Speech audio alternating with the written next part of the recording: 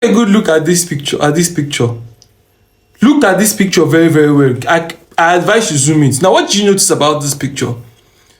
Now, this is a young girl, a young lady, that her husband is rich and she has a G-Wagon at the NYSC camp.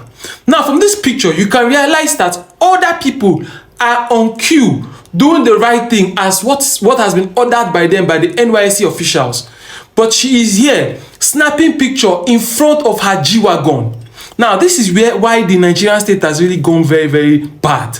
Because orderliness is no more for the rich people. I remember back in the days when I was in camp, there's some people who came to camp on the last day. Meanwhile, you who don't have anybody that came to the camp will not even be allowed to go outside and pick something. That's how bad. There are soldiers around you. If you've been to camp, you know. There are soldiers around there. Anyways, the reason why I'm making this video is because I was having a conversation with somebody today. And the lady was telling me that she realized that many of those ladies that lived the wayward life in school, who were going from one room to another, that many of them are now married. Why them that preserved their life, that worshipped in the NFCS, that did all those things for God, that they are not married? In fact, they don't even have a job. Things are not really going as promised. And the person was saying, why is this thing going like this? I cancelled her, and then I want to make this video so that you, if you're in this situation, you can also learn. And please don't forget to share so that somebody can also learn too. The honest truth is that one of the mistakes that a lot of us have made is that God did not, whether you're a Christian or a Muslim, I want you to understand that God did not promise you anything at the end of the day. You serving God is not you doing God a favor. So because you have served God, let God turn around and answer your demands. No, God is God. He created the heaven and earth. And He gave, for the fact that you're alive is a privilege for you to be alive. So for you to serve God and think that, oh, because He has done this, because you are doing this, you are doing that, God now has to in turn by force bless you.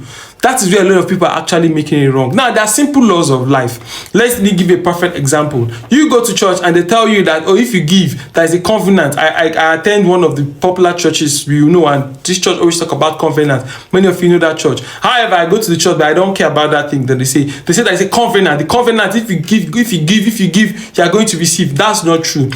There's a law of economics that talks about demand and supply. What it says is that if there is demand and you bring supply, you're definitely going to make profit. You're going to make ends meet. That's what the life has said. It didn't say when you keep giving out what you have, you're going to. No, that's not what it said. It said when you meet up a demand, you're going to make ends meet. Now, most of these pastors believe in the law of science. Whenever they are sick, they go to the hospital. They believe that whatever science has put together can cure them. So why wouldn't you believe in the law of economics that is talking about demand and supply? And I think this is where a lot of young ladies are getting it wrong, or young people are getting it wrong. The people who have been going from one place to another, they have gotten a lot of experience, and this experience is what has kept them. Whenever they meet a new relationship, they have learned from their past. They now know how to act and how to behave, and this is what makes them get a man. But you, now that you think that everything is God, and when you come out to a plain environment or a beautiful place, you go to a nice place, you have some money. Some ladies who are also as broke as you go to a shop and buy an expensive clothes and wear. You go to a shop and you don't care. You're saving your money because you think dressing is not it. What matters is your heart.